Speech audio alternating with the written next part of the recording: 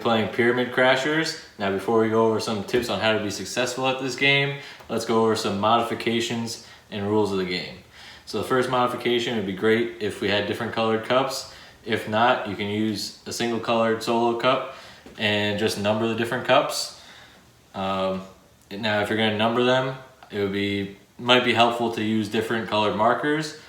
For the numbering system, I would number the top cup as 1. In this case, the blue cups would be numbered 2, both of them. And all the purple cups would be numbered 3, and all the green cups would be numbered 4. That way it's a little bit easier to identify the stacking and the different exercises that will be associated with it. So for our game, we're going to associate color with an exercise. So the object of the game is to knock down all the cups. Now if you knock down an orange cup, we would be doing incline push-ups. Blue cups would equal squats. Purple cups would be lunges, and green cups would be jumping jacks. Now for each individual cup that you knock over, that is 2 repetitions of that exercise. So for example, I just knocked over the orange cup. It would be 2 incline push-ups. If I knocked over the orange and a blue cup, it would be 2 incline push-ups and 2 squats. So that would be the idea of the game. The final modification that we can do before we start is if the students are having a hard time seeing the cups fall down or hearing them as they hit the ground, we can find some spare change around the house, put just 2 coins on a couple of different cups. That way when they knock over the cups, they can hear the coins fly and jingling on the ground. That way they know they knocked over the cups. Alright, so now that we're done with that, we're going to go over some tips on how to play Pyramid Crashers. Hey class, today we're going to be going over how to throw underhand during Pyramid Crashers. So, the first step that we want to do is our stance. So, first thing that we want to recognize during our stance is our shoulders want to be square to the target, in this case the cups that we're trying to knock down. So that's the first thing that we want to do. Pretend like you're being a baseball pitcher or a softball pitcher and you're standing on the mound looking in at what pitch to throw next, all right? So once we have that down, we're going to look at the video.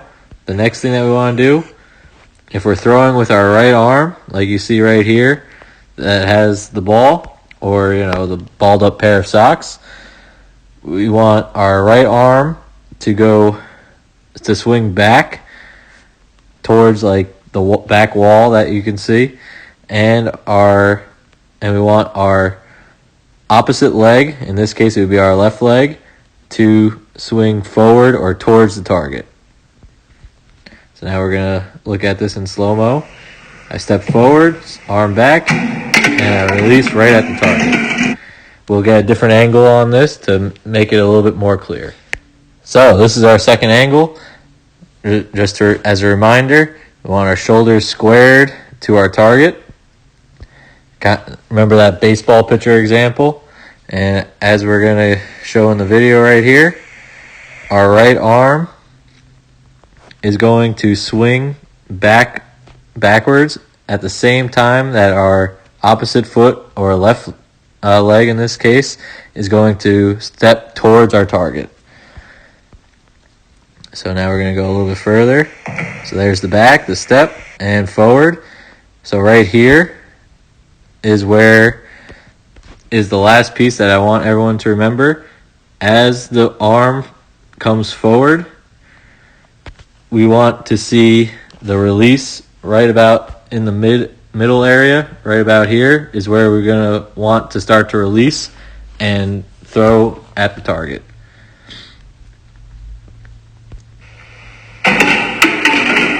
And then finally, just remember, after you hit all the cups that are knocked down, you collect them all, identify what exercises to do, and how many repetitions to do them.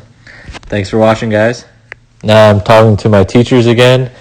One last modification that you can make for your students if they're having a tough time with the underhand toss is using a broomstick and a roll of toilet paper as kind of a guide to knock over the cones. I'll play the video for you right here. it's just me putting a roll of toilet paper on the broom and then going for our target. As you can see, there can be a little bit of difficulty depending on the broom. This one had a little bit of a lip, so I couldn't get it off so easy, so I had to shake it.